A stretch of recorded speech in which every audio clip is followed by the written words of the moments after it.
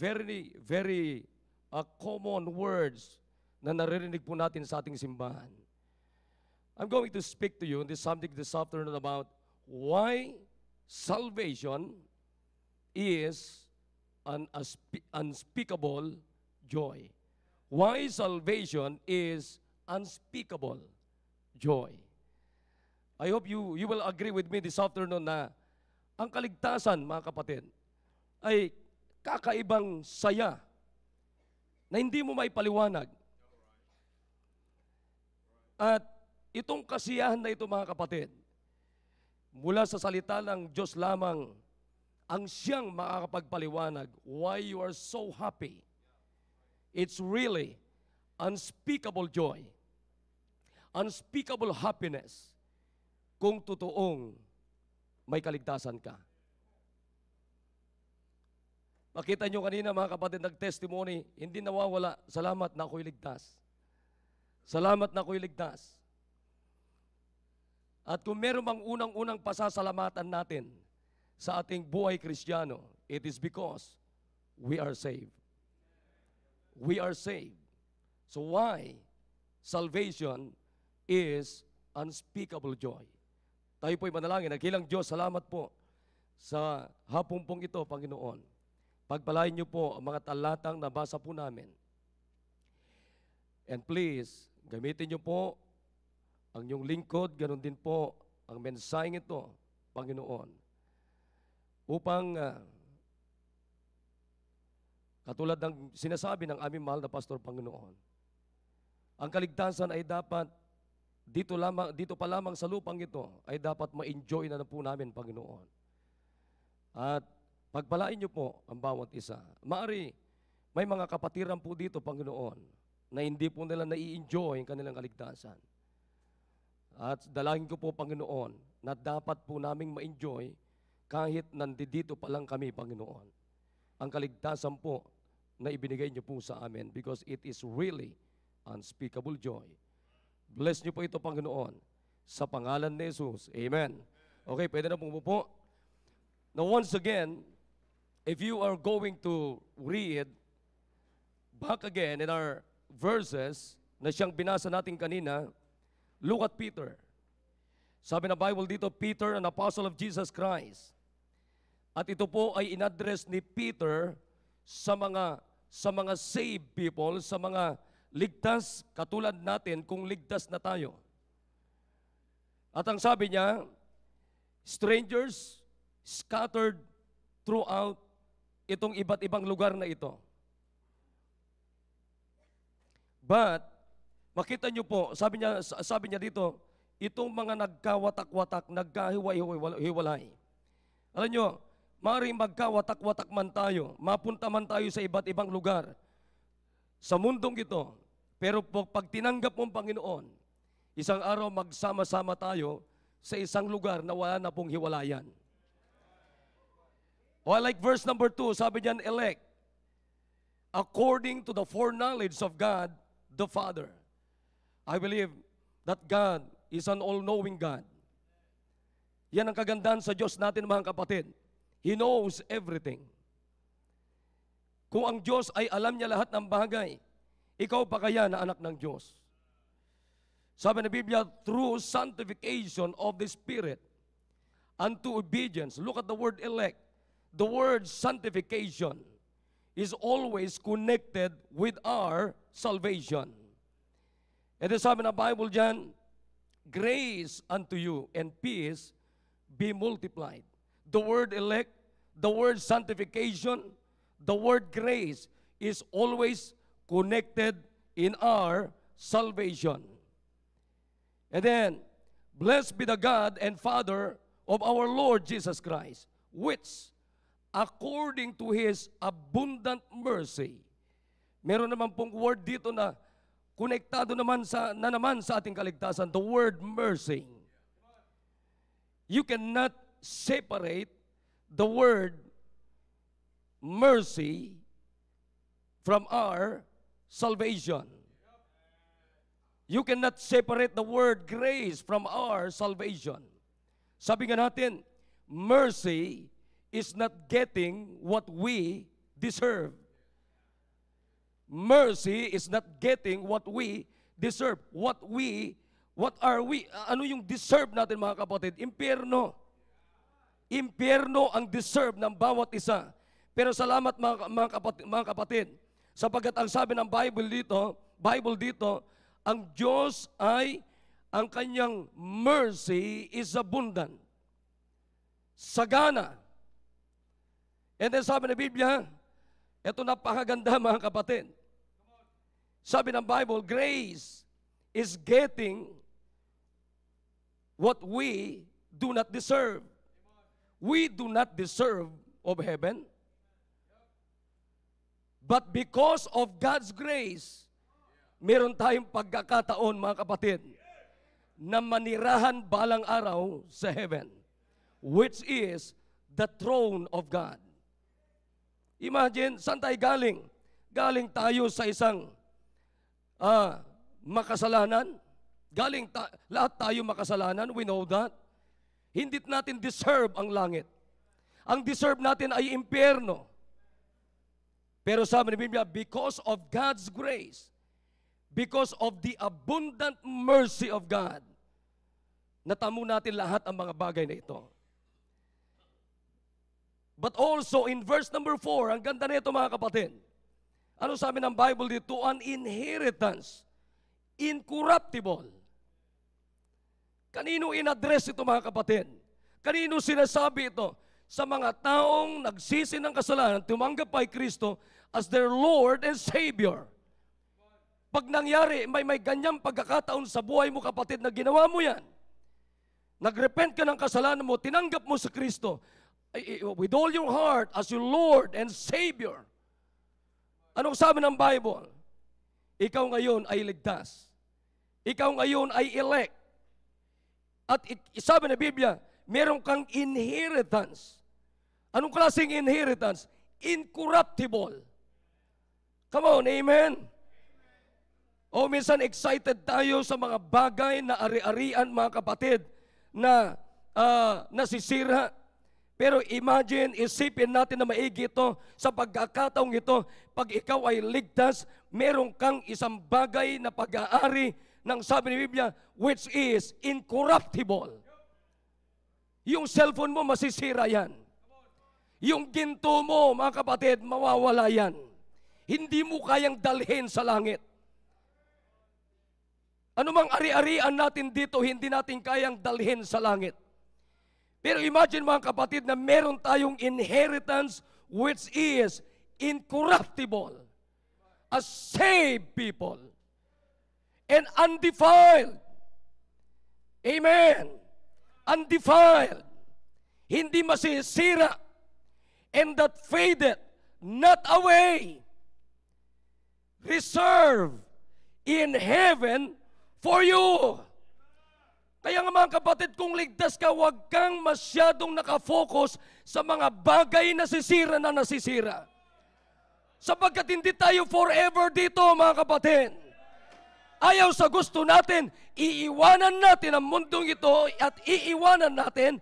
At ang kagandaan dito, iiwanan man natin ang mundong ito, mga kapatid. Sa tandaan niyo po ito, meron tayong pupuntahan na wala nang gaganda kung ano ang meron sa atin sa lupang ito.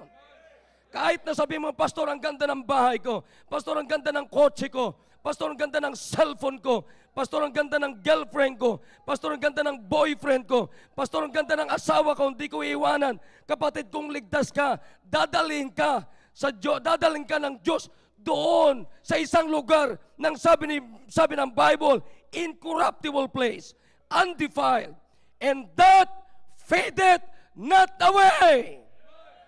Ano mang meron sa atin dito, mga kapatid, na material na bagay, mag-fade yan. Kukupas yan. Gaano mang kabago yan, kukupas yan. Pero mga kapatid, isang araw meron tayong pagkakataon na ipupunta sa isang lugar at makikita natin yung nireserve ng Diyos sa atin. Isang bagay, sabi ng Biblia, incorruptible, undefiled, fadeth not away. At ang sabi ng Bible dito, who are kept by the power of God. Whoa, amen. Hindi ito iniingatan ni Duterte. Hindi ito iniingatan ni Marcos. Hindi ito iniingatan ng tao, kapatid. But kept by the power of God. That is why we do not believe at sa isang kaligtasan na nawawala, sapagkat hindi natin hawak ang ating kaligtasan, kundi Diyos ang may hawak ng ating kaligtasan. That's why your salvation kept by the power of God. Wow, amen! Kaya anumang discouragement natin dito, anumang ups and down na kalagayan natin, tanda mo, kapatid, pwedeng saktan ng dyablo ang ating katawan, ang ating physical, pwedeng paglaruan ng dyablo ang ating physical, but bless God, hindi niya kayang baguhin yung kaligtasan ng ating kaluluwa. That's our salvation. Kaya mga kapatid, kung meron man tayong dapat i-enjoy, yung ating kaligtasan, hindi kumukupas, hindi nasisira, hindi kayang sirain ni Satanas ang ating kaligtasan. Sapagkat ang sabi ni Biblia, who are kept by the power of God through faith unto salvation, to be revealed in the last time, wherein greatly rejoice, through now for a season, if need be, ye are in heaviness. Totoo ito mga kapatid. May mga kabigatan tayo sa buhay. Hindi natin maiwasan yan. Ulitin ko, may mga kabigatan tayo sa buhay. May mga iba't ibang temptations sa buhay natin. Minsan, katawan pa lang natin mabigat na. I hope nakuha niyo yun. Kain ka ng kain. Sige, kain ka ng kain. Katawan po pa lang mabigat na. Pero mga kapatid, ano sabi ng Biblia? Wherein ye greatly rejoice. Though now for a season, if need be, ye are in heaviness through manifold temptations. Number 7, that the trial of your faith, being much more precious than of gold, wow, that perisheth, though it be tried with fire. Do you understand mga kapatid kung kanino sinasabi ito, kung sino sinulatan ni Peter? Yung mga believers na nagkawatak-watak na. And he encouraged them. Magamat sa panahon nito mga kapatid ay grabe ang persecution. Sinusunog sila, pinapatay sila, kinukuha yung kanilang mga ari-arihan. Pero anong sabi ni Peter sa kanila? Isang araw meron kayong ari-arihan na hindi kayang kunin ng mga taong yan. Isang araw meron kayong ari-arihan na hindi na nila kayang sunugin ng mga taong yan. Isang kaya nilang kunin yung ginto ninyo. Pero isang araw meron tayong ginto na hindi kayang kunin ng mga taong umuusig na hindi naniniwala sa Diyos natin. But bless God, ladies and gentlemen, that we are saved. Kaya anong sabi ng Panginoon? Kaya tignan nyo, akalain mo, yung kaligtasan mo is more precious than of gold that perisheth. Though it be tried with fire, might be found unto praise and honor and glory at the appearing of Jesus Christ. Oh, hindi pa natin nakita ang Panginoong Jesucristo, whom having not seen, ye love. Pero isang araw, face to face, makikita natin si Jesus Christ. Though now ye see Him not, yet believing, ye rejoice with joy unspeakable and full of glory. Oh, I like the word unspeakable, means unutterable. Hindi may pahayag ng ating bibig. Hindi may larawan ng ating bibig. Hindi mabigkas ng ating bibig. Kapatid, napakadaling intindihin. Kaya mong spellingin yung word na salvation. Pero ang miracle dito mga kapatid, ang miracle dito, bakit merong isang Diyos, anak ng Diyos na nagkatawang tao mga kapatid, pupuntang ka dyan na isang makasalanan, karapat dapat sa iyo, karapat dapat sa akin sa apoy ng impyerno, kapatid. But bless God, merong isang anak ng Diyos, Diyos na walang kasalanan, Diyos na hindi karapat dapat mapako sa cross, pero ikaw ang pinuntan ng Panginoon to save your souls. Alam niyo, minsan pag tumatagal na tayo sa simbahan, parang napakadaling isipin na lamang mga bagay na yan. Pero mga kapatid, kung uunawain mo kung paano nangyari ang mga bagay na yan, it's always the miracle of God to the human being. Kaya minsan mga kapatid, nagsasawa na tayo. Parang hindi na natin malaman sino yung ligtas at hindi ligtas. Sino yung mga ligtas at hindi ligtas. Yung kagalakan ng ligtas at hindi yung kagalakan ng mga hindi ligtas. Para pare-parehas na lamang po.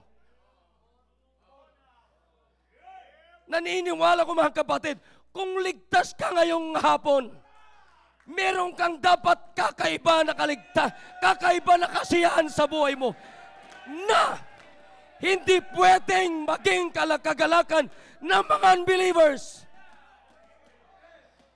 Yung mga unbelievers, hindi nila pwedeng i-enjoy yung ini-enjoy nyo ngayong hapon. Yung mga unbelievers, hindi nila pwedeng i-enjoy yung amen natin. Yung singing natin dito. Yung soul winning natin dito. Yung giving natin dito. Hindi nila kayang enjoy yung maghapon sa simbahan. Pero bakit nag-i-enjoy ka? Because you are saved. Because you are bound to heaven. You are not bound to hell. Hindi na tayo pupunta sa impyerno. Hindi na tayo taga-rito. Hindi na tayo taga-impyerno. Kapatid, taga-langit na tayo.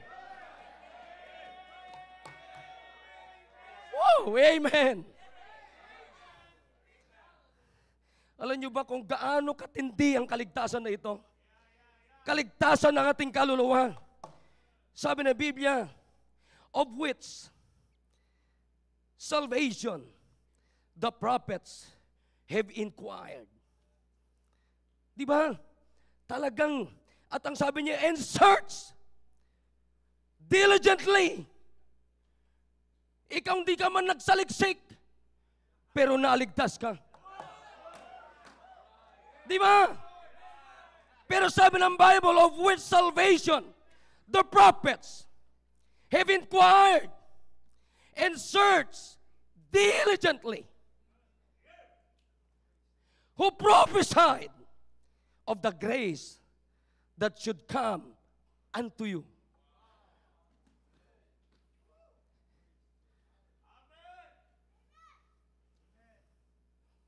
Nananalangin ng mga propeta nung araw.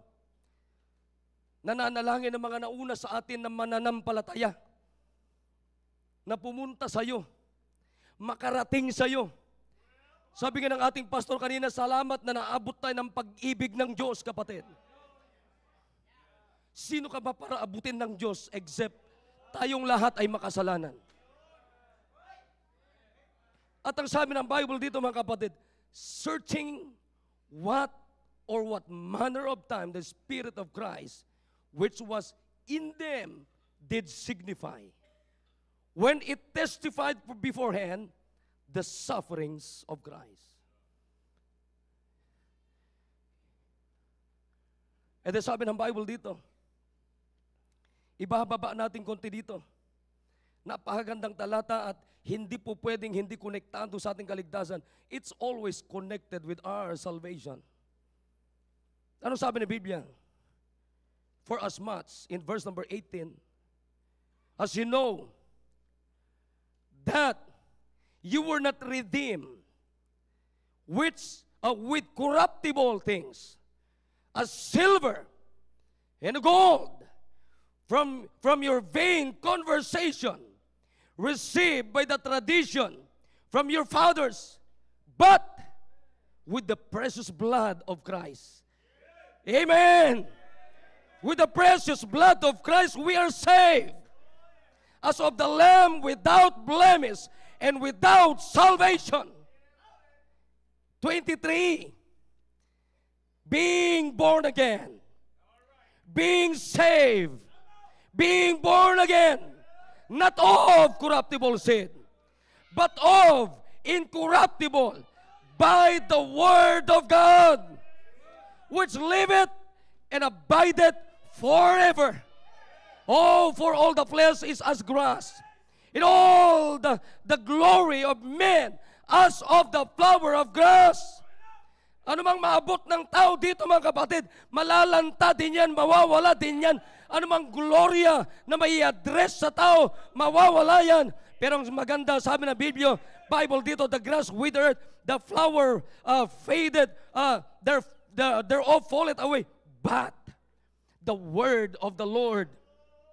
Of course, mga kapatid, anong connection ng word of the Lord sa ating kaligtasan? Hindi tayo maliligtas pag walang salita ng Diyos na ating nahayag sa atin, na siyang ipinahayag sa atin. Kaya mahalaga ang salita ng Diyos konektado sa ating kaligtasan. But the word of the Lord endureth forever. And this is the word which the gospel, which by the gospel is preached unto you. What is the gospel? The death, burial, and the resurrection of the Lord Jesus Christ. Mga kapatid, salamat sa Panginoon na meron tayong pure word of God. Meron tayong King James Bible na nagliwanag, bigay sa atin na liwanag na patungkol sa ating kaligtasan. Minsan, mga kapatid, mas marami tayong oras sa cellphone natin kaysa Word of God. Pinakamaganda lagi kong sinasabi sa mga anak ko, magbabad kayo sa salita ng Diyos. Magbabad tayo sa salita ng Diyos.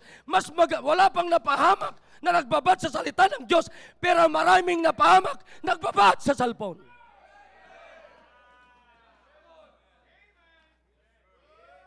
Oh, masarap maranasan, sinasabi ni pastor na pag nagbuklat ka na ng Bible mo, parang ayaw mo nang itiklop ang Bible mo. Wow, amen! Bakit? Kapatid, nagsimula dito ang ating kaligtasan. Nagsimula lahat dito. At kung tayo nagsimula dito, magpatuloy tayo dito pa rin. At magtatapos tayo dito pa rin. Huwag nating iiwanan ang salita ng Diyos, mga kapatiran. Sapagkat pag iniwan mong salita ng Diyos, hindi, ang kaligtasan hindi nawawala. Pero mga kapatid, isang araw, kahit ligtas ka, pero pag iiwanan mo ito, magbabago ang kasiyahan mo sa kaligtasan mo. Mamaya pares na lang kayo sa mga unsaved. What is salvation? Lagi nating, walang bago po dito, paulit-ulit. Salvation must be theological. Salvation must be biblical. Salvation is not by feeling. Sabi nga natin, men may be wrong on many matters of Scripture and still get to heaven. But if they are wrong about the way of salvation, biblically, certain doom awaits for them. Kaya maganda, mga kapatid, masasabi mo na ligtas ka dahil dito. Come on, amen. Hindi feelings. Oh, alam mo, ligtas ako kasi marami akong pera. Paano kung naubos na yung pera mo? Hindi ka niligtas. Salvation denotes the whole process by which man is delivered from all which would prevent his attaining the highest good that God has prepared for him. Salvation is all about God.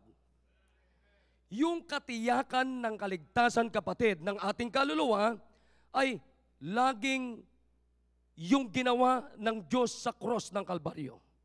It's all about God the Father. It's all about Jesus Christ. It's all about the Holy Spirit of God. And plus, nothing. Huwag ka nang magplano na magdagdag dyan. Hindi kailangan ng Diyos ang ating karagdagan para maligtas ang ating kaluluwa sa apoy ng impyerno. It is really 100% the work of the Lord Jesus Christ on the cross of Calvary. Wala na pong idagdag dyan, mga kapatid. Kaya, salamat sa Diyos na meron tayong simbahan na bago tayo idinagdag sa simbahang ito, nagkaroon muna ng pangyayari na tayo po'y ligtas. Before the Lord Jesus Christ added us to this church, first, He added us to the family of God. Doon muna nagsisi tayo ng kasalanan, tinanggap natin si Kristo as our Lord and personal Savior, nadagdag po tayo sa pamilya ng Diyos. At pagkatapos, mga kapatid, tsaka tayo dinagdag ng Diyos sa kanyang simbahan, the Baptist Church. Hindi tayo, ano ang paraan ng Diyos para madagdag tayo? By water baptism. Hindi tayo nabautismuhan at nung tayo nabautismuhan, hinugasan ang ating kasalanan. Hindi po. No. Kundi, nung tayo po'y naligtas, meron na nabautismuhan, meron na tayong maliwanag, kumpleto na kaligtasan. Kaya nga makita nyo, gusto ko yung pagpapaliwanag ni Pastor. Ngayon, masaya mo bang tinanggap si Kristo? Kung masaya mong tinanggap si Kristo, dapat masaya mo ring sundin si Kristo. At kung masaya mong tinanggap si Kristo, bakit masayang tinanggap si Kristo? Hindi ka napupunta sa impyerno. Kundi meron kang kasiguraduhan 100%, 100% that you are going to heaven. At kung nung masaya ka na sundin si Kristo in water baptism, bakit hindi na tayo masaya na nagpapatuloy, mga kapatid, bilang mga ligtas, bilang mga anak ng Diyos? Kaya nga, mga kapatid, hindi emosyon ang pangako ng Diyos. Hindi nawawalang kaligtasan ang pangako ng Diyos. Kundi ang pangako ng Diyos ng kaligtasan is forever. Kaya nga, salvation. Hindi salvation ang nawawalang salvation. Kaya salamat. Hindi po ba napakaganda? Dito ka pa lamang, alam mo na napupunta ka ng langit. Come on, amen. Kapatid, minsan parang nagsasawa tayo sa ganon. Hindi ako nagsasawa na iniisip ko lagi yun. Na anumang oras dumating sa akin ang kamatayan, sa langit ako pupunta. Woo! Amen! Napakasaya. Kaya sabi ni Peter, unspeakable joy. Come on, amen! Meron tayong unspeakable joy. Now ngayong hapon, why is it that my salvation, that our salvation is unspeakable joy? Number one, mga paulit-ulit lang ito, pero maganda yung paulit-ulit. Number one, because sa mga nakaraan na nangyari sa buhay natin, nagkaroon tayo ng tinatawag na forgiveness. Babalikan ko ulit yung word na forgiveness. In the past, mga kapatid, we have enjoyed now the forgiveness of our sin. Now, makinig po tayo. The word forgiveness cannot separate from our salvation. Do you remember, mga kapatid, nang sabi ng Biblia in James chapter 2. Tingnan nyo to. Maganda po ito, puntahan natin. James chapter 2. Bakit napakahalaga ang forgiveness sa bawat isa sa atin? Sapagat ito ang totoong kalagayan natin. The word forgiveness means the pardon of an offender by which he is considered and treated as not guilty.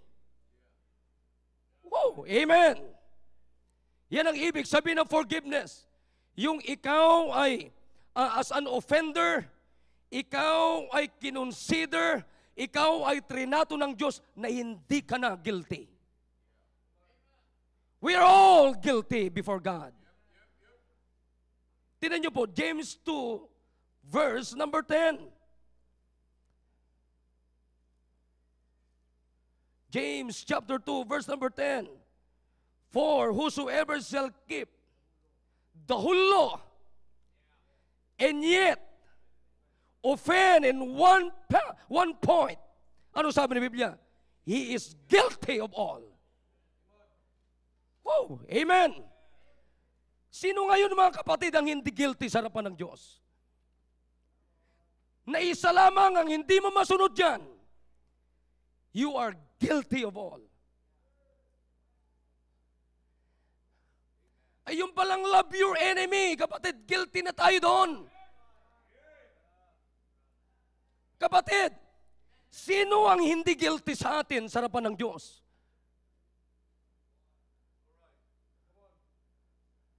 Sino ang hindi nagkasala sa harapan ng Diyos? But again, because of God's forgiveness, as an offender, we are considered and treated as not guilty. Tinatrato tayo ng Diyos na hindi ka guilty. Tinatrato ko ng Diyos na wala kang kasalanan. Nung tayo pinatawad ng Diyos, mga kapatid, sa pamamagitan ng ginawa niya doon sa cross ng Kalbaryo, kapatid, sapagkat lahat tayo, walang hindi lang, isa sa atin dito na hindi guilty sa harapan ng Diyos, kapatid. Kaya nga hindi tayo worthy na pumunta sa trono ng Diyos. Hindi tayo karapat-dapat sa unspeakable gift ng Diyos sa atin. Hindi tayo karapat-dapat sa hinanda ng Diyos sa atin na incorruptible inheritance. Kapatid, faded not away. Hindi karapat-dapat ang bawat isa sa atin. But because of God's forgiveness, kapatid, simula nung tinanggap natin si Kristo, simula nung tayo nagsisi ng kasalanan, at nung nagpahayag tayo na siya na ang Diyos natin, na siya na yung tagapagligtas natin, trinato tayo ng Diyos, no guilty. Not guilty. Sinless. Burado lahat ng ating kasalanan. Praise the Lord. At hindi lamang yung kasalanan mo noon. Hindi lamang yung kasalanan mo noon. Kundi yung kasalanan mo on the present. Hindi lang yung kasalanan mo ngayon, pati yung magagawa mo noon. Kapatid, Jesus paid it all our sins. Kaya nga nung tinanggap natin si Kristo, anong sabi ng Diyos? Hindi ka na guilty. Malinis na tayo. Oh, pakinggan nyo to. Ang ganda tong talatang ito. Let's go to 1 John 1:9. Pero wag nating gamitin ito sa hindi tamang paggamit. Pero ang gusto ko makita natin, mga kapatid, pagdating sa katapatan, sa pagpapatawad, kapatid, walang tatalo sa Panginoon. Sabi ni Biblia, if we confess our sins, He is faithful. Understand the word faithful. Come on. He is faithful and just to forgive us our sins, plural. And to cleanse us from all unrighteousness. Wow! Kaya nga pag tumingin ng Diyos sa atin, malinis ka, hindi ka na guilty. Pinatawad ka ng Diyos. Maaring sa misis mo, guilty ka, pero sa harapan ng Diyos, di ka na guilty. Bakit? Kasi mahirap magpatawad ang mga babae.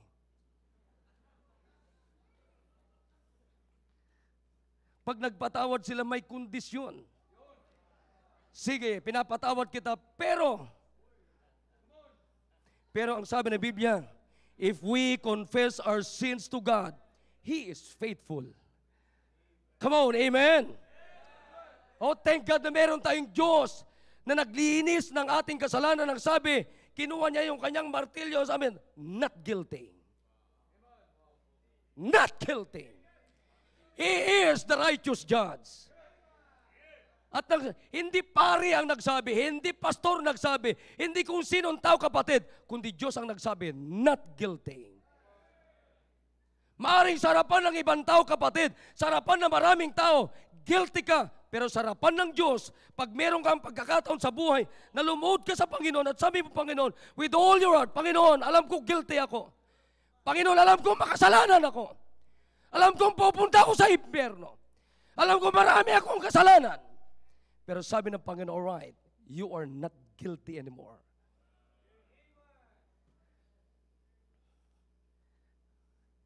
Ibig sabihin, hindi ka na pupunta sa impyerno. Makinig kayo mga kapatid. Ano ngayon ang ini-enjoy natin? Di ba napakasarap, dapat ma-enjoy natin yung kapatawaran ng Diyos sa ating mga kasalanan? Come on, amen. Minsan nagbabalik-balik tayo sa pagkakasala. Mamaya balik ka na naman sa sigarilyo. Mamaya balik ka na naman sa alak. Mamaya balik ka na naman sa kayabangan. Sabi nga natin, madaling tanggalin ang alak, pero ang pride, ang hirap tanggalin. Pride goeth before destruction. Kaya yung pinakamaganda mga kapatid, yung pride natin, binayaran na yan sa krus ng Kalbaryo. Kasama yan sa nilinis ng Diyos. Kaya mga kapatid, wag na tayong pabiktima sa pride. Pride goeth before destruction. Huwag na bumalik doon. Hindi mo ma-enjoy yung kapatawaran ng Diyos. Salvation is all about forgiveness from God. Come on, amen. Number 2. Meron tayong tinatawag, kung meron tayong ini-enjoy in the past, which the forgiveness of our sins, mga kapatid, sin. In the present, we can also enjoy the fellowship with God. Di ba, para pagligtas ka dapat, hindi ka na dapat nakikipag-fellowship sa dyablo.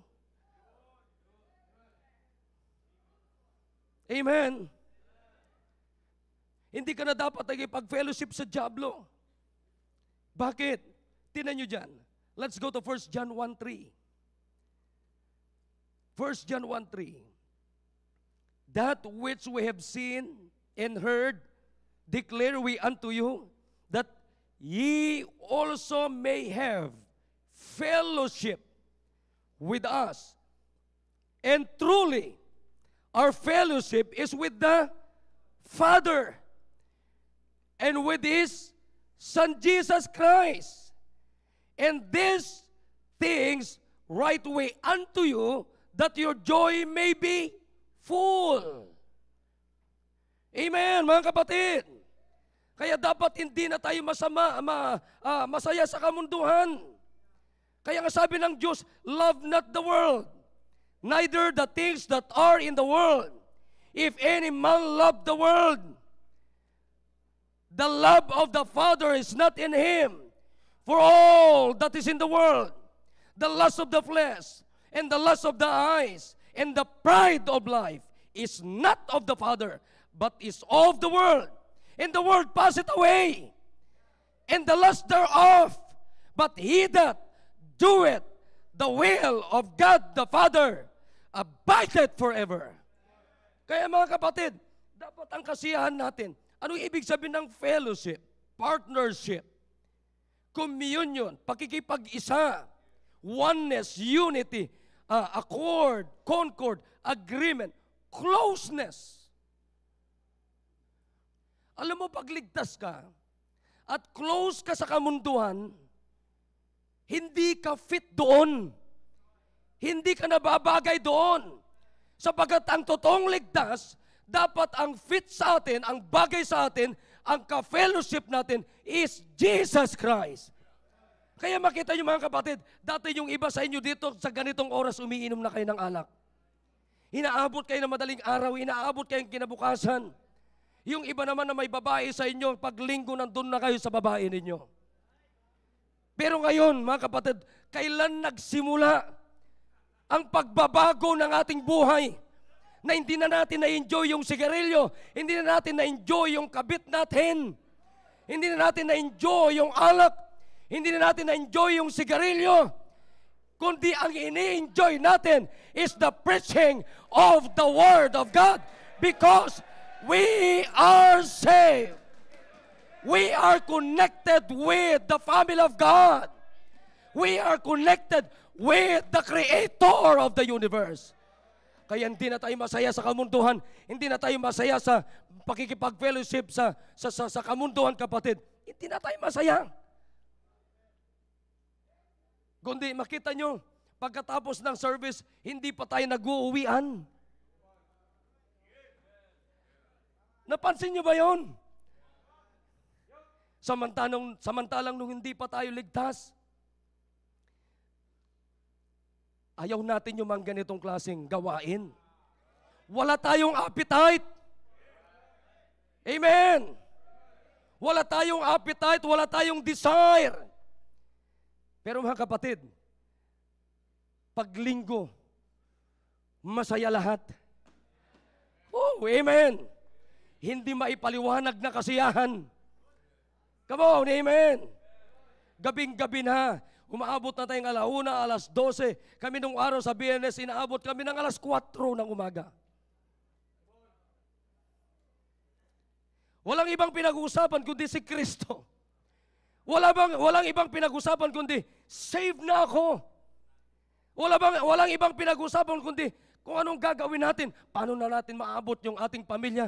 Paano natin ipapahayag yung kaligtasan na meron din tayo? Paano natin maabot yung classmate natin? Paano natin maabot yung kamag-anak natin? Paano natin maabot? Paano natin maipaliwanag sila sa kanila? Maibigay din sa kanila. Magkaroon din sila ng kaligtasan na meron tayo na tinatawag na unspeakable joy.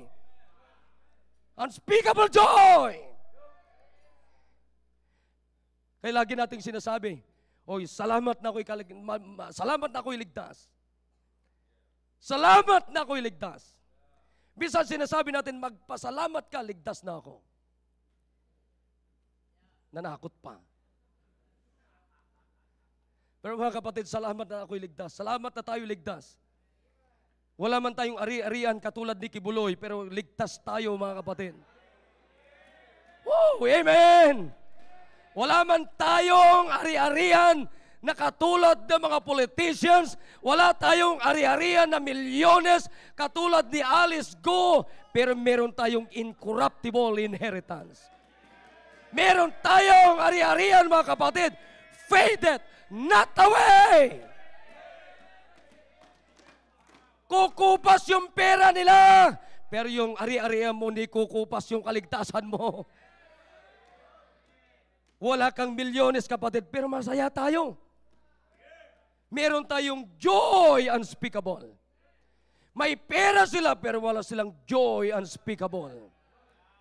Kaya mga kapatid, wag mong ipagpapalit yung kaligtasan mo sa pera. Come on, amen. Huwag mong ipagpapalit yung kaligtasan mo. Huwag mong ipagpapalit yung pananambahan mo, kapatid. Bakit kinakailangan umaten ka sa bawat pananambahan? Ang sabi ng Diyos, ang bawat ligtas, huwag ipagpapaliban ang araw ng pagtitipon. Kanino sinasabi yan? Sa mga ligtas. That's why if you are saved, don't miss the gatherings, the services, of the saved people just like you. Huwag mong ipagpalit. Huwag mong ipagpalit kay Alice Guo.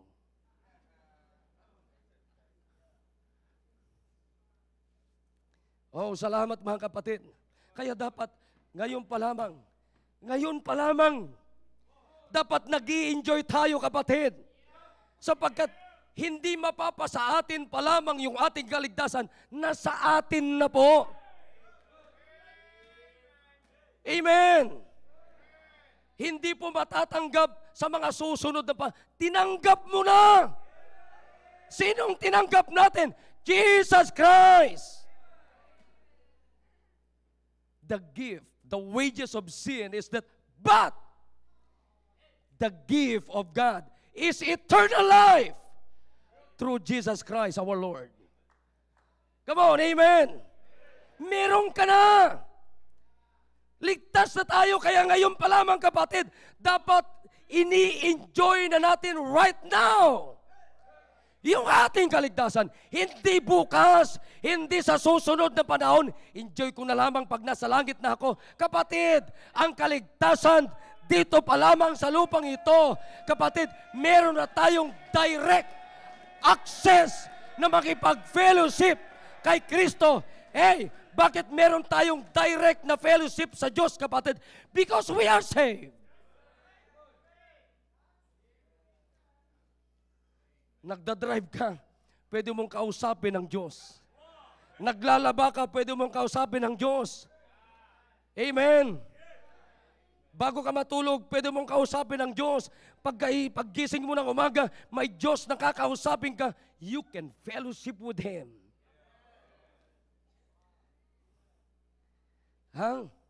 Pag binabasa mo ang Biblia mo, you have fellowship with God.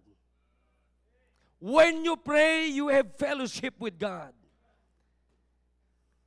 Alam mo, pag binasa mo to, kinig mo, hindi malulubat ito.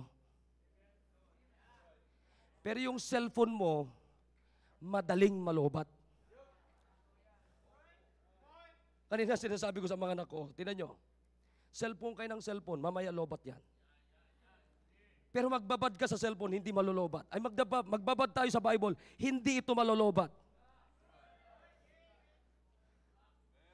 Sabi ko kay Belte, uy, bago ka mag-cellphone, magbasa ko muna ng 5 chapters.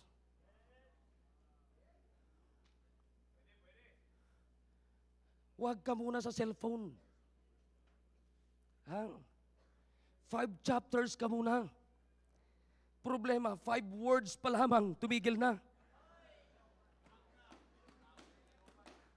Ganyan na mga kabataan ngayon. Pero sino kaya mga kabataan na pagkatapos ng service, nandiyan nakaupo dyan, nagbabasa ng Bible? Pero maraming kabataan na right after the service, cellphone ka agad.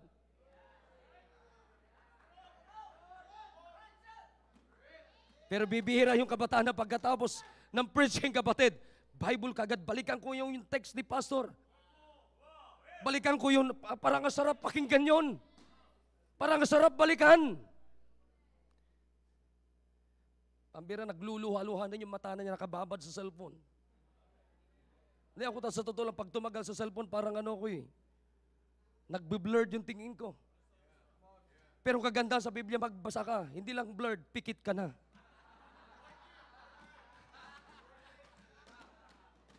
Di ba? Hindi mo na kinakailangan ng sleeping pills. Isang verse pa lang, tulog ka na. Pero masarap yung sinasabi ni pastor na pag nagbuklat ako ng Bible ko, parang ayoko nang tigilan. Wow! Sabi ko, pag narinig ko sa kanya, Panginoon, gusto ko rin maabot yun. Come on, amen.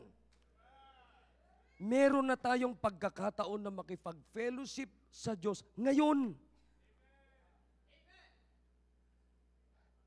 Sino lamang ang merong pagkakataon na gano'n? Pagligtas ka. Come on, amen. Pag meron ka ng personal na relasyon kay Kristo. The question is, do you have a personal relationship with Christ? Meron ka ba talaga? Kasi kung meron ka, dapat nag-i-enjoy ka sa relationship mo na yan. Makinig kayo mga kapatid. If there is a relationship which the most enjoyable relationship is our relationship with the Savior. Alam mo yung relationship na yan, eternal yan. Bakit eternal? It was kept and kept by the power of God. Kept by the power of God. Hawak ng Diyos yan. Na kahit na nagbabago ka, pag ganun-ganun tayo, pero hawak ng Diyos yan. No one can pluck you out of my Father's hand. No one can pluck us out in the hand of the Lord Jesus Christ.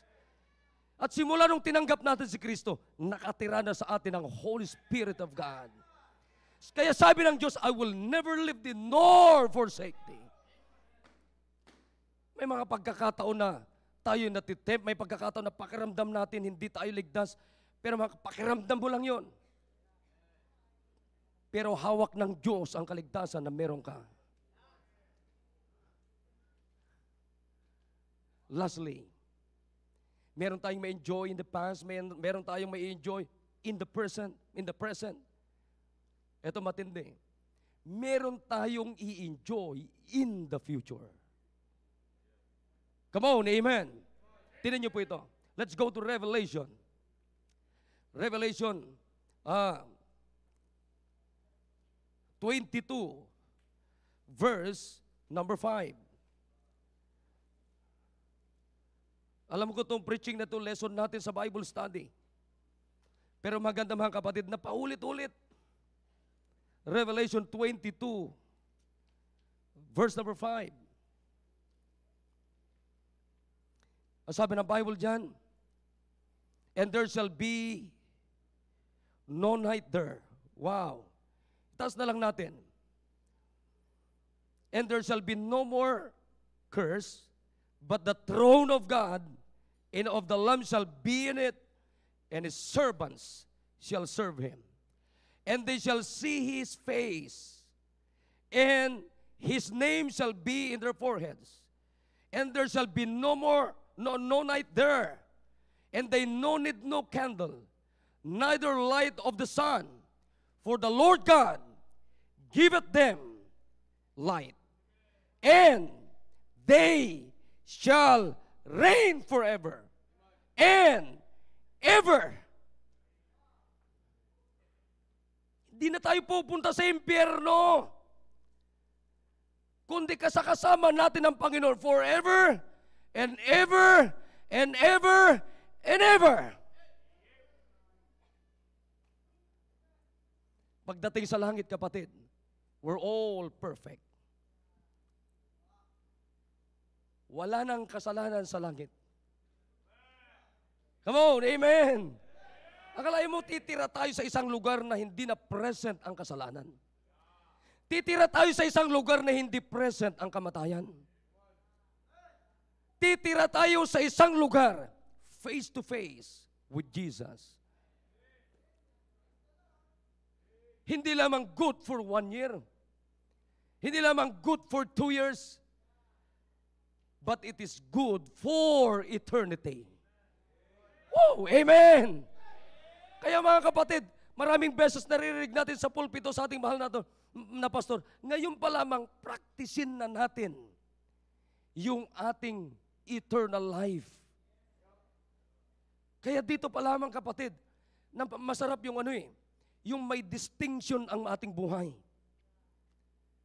Masarap na merong kakaiba.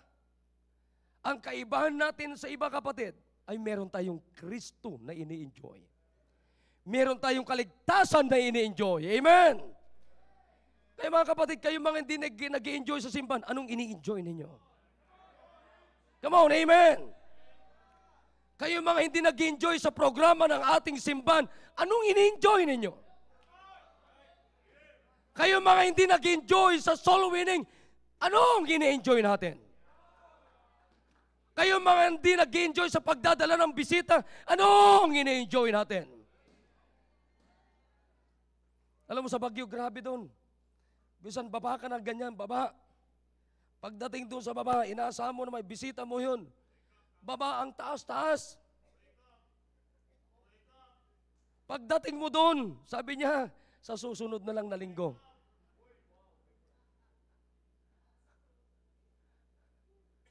Pag nandun ka sa baba, parang ayaw mo na makyat. Balikan mo na naman sa susunod na linggo. Sabi niya, sa susunod na linggo na lang ako sasama, brother. Nakakapagod. Alam niyo ba yun? Minsan mas mataas pa dyan. Alala ko doon sa Magsaysay, sino mga nag-area sa Magsaysay? Magsaysay pa lamang yun. Marami pang mas malalim doon.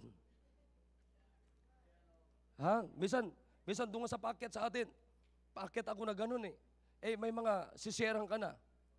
Pambira kinakalang tumigil ka muna, magpahinga ka muna kasi pagod ka na eh. Pero alam mo, kahit pagod ka, merong deep inside in your heart na bilang ligtas, meron kang unspeakable joy. Amen, mga kapatid. Lalo pag nadala mo yung bisita, nakarating dito, tinanggap si Kristo. Pagkatapos, dinil mo ng baptism, nabautismuhan. At sabi niya, brother, punta ka sa bahay namin, mag-Bible study tayo. Invite ko yung mga classmate ko, invite ko yung mga kaibigan ko, invite ko yung mga kaaway ko, invite ko yung mga kamag-anak ko. Kapatid, meron kang kakaibang joy na nasa iyo. Nang sabi ni Biblia, unspeakable joy, unspeakable gift. That is our salvation. Come on, amen. Alam nyo, yan yung hindi nakakasawa na joy. It's really unspeakable joy. Alam nyo ba, pag may cellphone ka na bago, pag nagasgasan lang yan, di ka na masaya. Amen. Pag may sasakyan ka, nagasgasan ng ganito kahaba, magagalit ka. Pero makinig ka sa akin, yung kaligtasan mo hindi kayang gasgasan ni Satanas yan. Mananatiling pure yan. Mananatiling unchanging yan. Mananatiling 100% na kaligtasan yan. Hindi po kayang tipakin ni Satanas. Hindi kayang baluktutuin ni Satanas. Hindi kayang bawasan ni Satanas. Because that salvation is kept by the power of God. Wow! Kaya dapat din ang ini-enjoy natin. Ini-enjoy natin lahat ng connection ng ating kaligtasan. Dapat i-enjoy natin. Kapatid, yung mag-soul winning, kapatid, magagawa lamang yan ng mga ligtas. Yung magdala ng bisita, gawain niya ng mga ligtas. Yung magbigay ng tithes and offerings, gawain ng mga ligtas. Yung nagmamahal sa pastor, gawain yan ng mga ligtas. Yung nagmamahal sa Diyos, gawain yan ng mga ligtas. Yung mga umaten sa services, gawain yan ng mga ligtas. Yung mga nananalangin, gawain yan ng ligtas. Yung nagbabasa ng Biblia na hindi nagsasawa, gawain yan ng ligtas. Saang gawain ka ngayong involved? Di ba? Sasali ka sa mga motor-motor. Ha? Sasali ka sa mga pagganon-ganon. Kung sumali ka sa soul winning, may naligtas. At ang sabi ng Biblia, sa isang kaluluwa na maligtas, nagre-rejoice ang buong langit. Masayang Diyos, masayang populasyon sa langit, masaya yung naligtas, masaya ikaw, and it's really unspeakable joy. Di mo lang yung madala mo, magpastor pa. At tuwing makikita mo, wow, Panginoon, salamat. Ako ang ginamit mo na mag-share sa taong ito. It's really unspeakable joy. Alam nyo, bakit hindi tayo masaya bilang ligtas? Diba? Alam mo, maganda yung yung pupunta ka ng school kayo mga estudyante.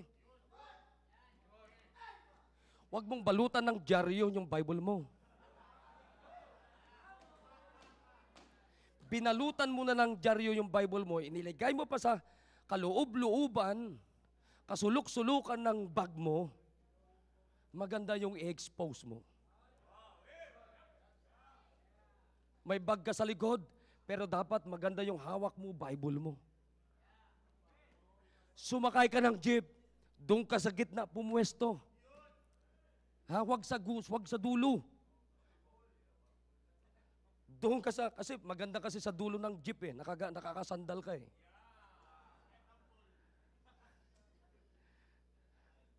Parang si Masoy nung punta kami sa area.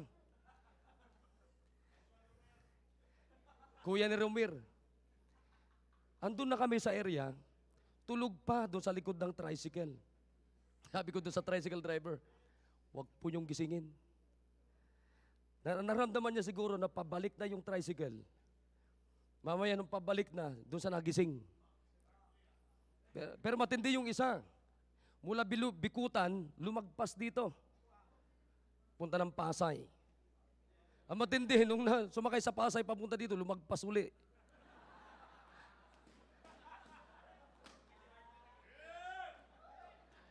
Yan po ang sakit ng mga full-time. Ha? Pero mga kapatid, naalala ko rin dito, pagod na pagod ako. Eto may tolda dito nung araw. Dito yata o doon sa kabila. Hindi dito. Ang devotion namin nila pastor nung araw, tanghali, after lunch. The Bible reading, paikot. Ganon. Pambira, sarap na tulog ko eh. Paggising ko, wala na ni isa doon, sa loob ng tolda. Pag ganun ko, tama sila ng tama lahat eh. Pero mga kapatid, sasabihin ko sa inyo, masaya pag totoong ligtas ka. Meron kang kakaiba na hindi mo maipaliwanag. But, it's biblical. Ha? Bakit mag-quit ka?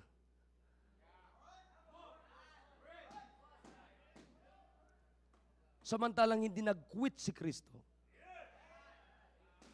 para maligtas ka.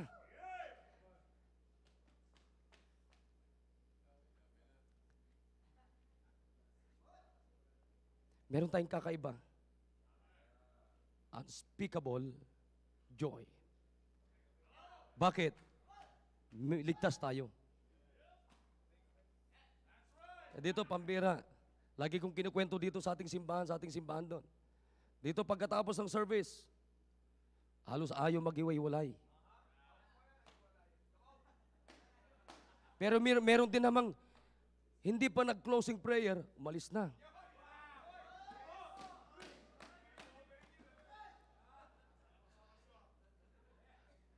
Doon sa amin, merong gumagawa ng ganun, hindi pa nag-closing prayer yung pastor. Lumayas na. Ha? Samantalang dito, sila Sir Roy, pambira. Hating gabi na. Madaling araw na. Minsan nagagalit na yung mga misis nila. Pero salamat mga kapatid.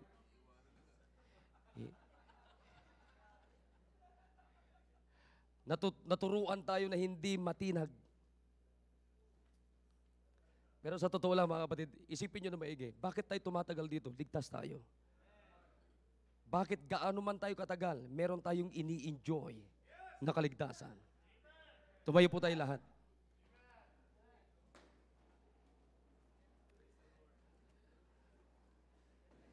Kung ligtas tayo, masaya po tayo na lumalapit sa Panginoon sa altar.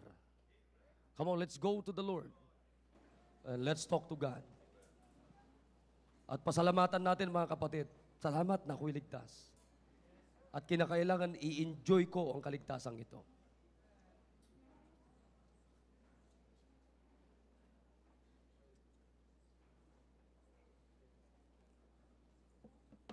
Let's come to God.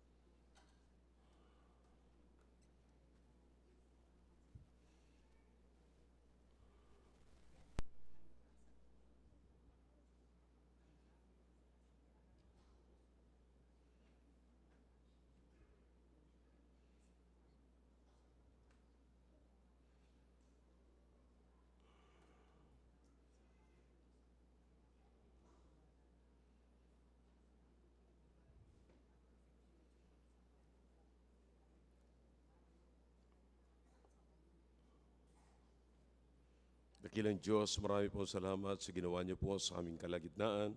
Salamat sa paggamit niyo po kay Pastor RJ. Salamat sa bawat isa, Panginoon, na patuloy na lumalapit po sa inyo ngayon. Dalangin ko po na inyo pong dinggin ang bawat kahilingan, karaingan ng inyong mga anak. Kami po'y lubos na nagpapasalamat sa kaligtasan na namin tinanggap. Salamat po, Panginoon, na meron kaming Diyos na pinagkakatiwalaan.